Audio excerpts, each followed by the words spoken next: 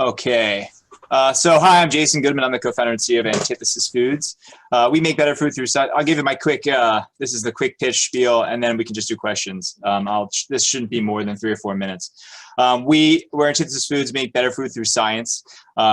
We think there's a place to use science to make foods that are more nutritious and delicious. And then we think that that attitude makes us the antithesis of a lot of other food companies that are out there today. And that's all well and good, but what specific problem do we solve with that attitude? Well, namely, most chocolate snacks taste great, but they're not great for you. Or at least that used to be the case until we invented garbanzos, which is a chocolate snack that tastes great and is good for you. So at least most crunchy snacks use wheat, rice, potatoes, or corn to get that crunch, but we figured out a way to get that same crunch from chickpeas. So because they're a chickpea snack, they have more protein, more fiber, and fewer calories than anything else that crunches. I do want to be clear that we're not just making chocolate-covered chickpeas here. We have a unique process that takes a chickpea and mixes it with some other stuff, and we form it into a dough. That dough is what we pop out into these different shapes. Then we bake them and cover them in chocolate. That's what makes a garbanzo. So think like a malt ball or chocolate-covered pretzel. That's that type of crunch that you're getting there. But because you're not using wheat, it's gluten-free. Dark chocolate's also vegan. So that's garbanzos. That's our main core product. Here's the team that's doing it. My main executive team, myself and my co-founder Ashton, are food scientists from Cornell. We recently brought on Amanda, who used to run an oat milk company in Washington, D.C. to help us with sales. We're advised by folks from the community in marketing and finance. These are professionals in the food industry. And then we're supported by the local community in Ithaca, a lot of folks from Cornell and the NSF and some other incubators and accelerators that we've done. Who are we solving this problem for? Who actually cares about garbanzos?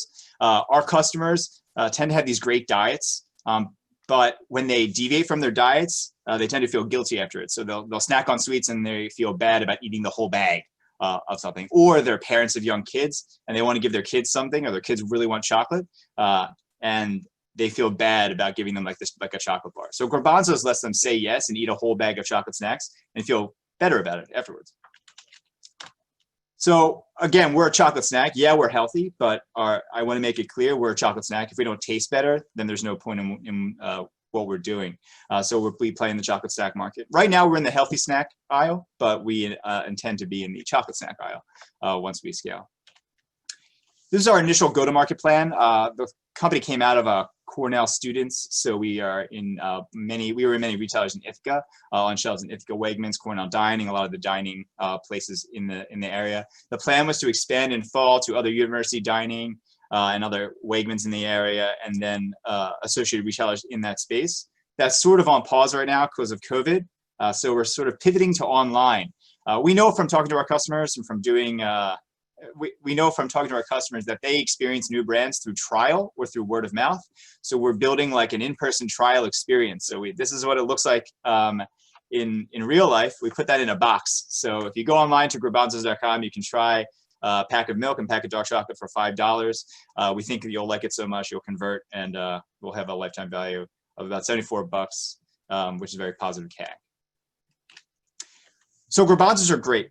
It's our first brand, but what we're really excited about is that dough technology that underpins garbanzos.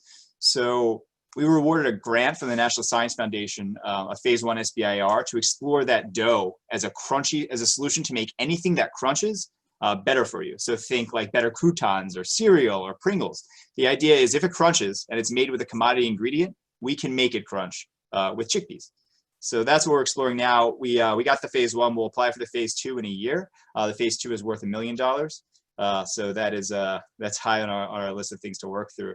Chickpeas are also just great to use. So if farmers plant chickpeas, they pull nitrogen out of the atmosphere. So you need less nitrogen fertilizer when you're growing chickpeas. That's great for farmers. So we are part of the first chickpea, us, Ithaca Hummus, and some other folks are part of the first chickpea planting in New York State. So if we can get chickpeas grown in New York State, we can get our whole supply chain all located here. Because if everybody if farmers do better, we do better, we can get everyone to eat better. That's sort of the goal here.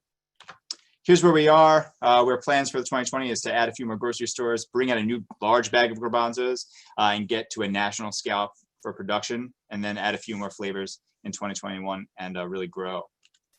How can you help us? Are there retailers that are looking for cool new brands? We'd be happy to ship them some samples. We think that when universities reopen, they're going to be much more into grab and go options, so we can provide that. And then we're going to raise a growth funding round to really put gasoline on the fire and really grow this thing hard in the first and second quarter of next year. So that's us. The world won't eat better unless we get better for you food to taste better. That's what we're doing at Antithesis. Garbanzos are our first step. So that's the spiel. I am here for questions, what we're doing, what's happening, anything I can talk through. Where are you currently sourcing your garbanzos? We get them from, I believe they're grown in Arizona, and they are processed in Chicago. And then we get them dried and we store them in Geneva, New York. They don't have to, there's nothing special about them. That just seems like where they grow best. They have a fungus that loves moist environments. So if you can grow them in a hot, dry place, you have there's less opportunity for that fungus to grow.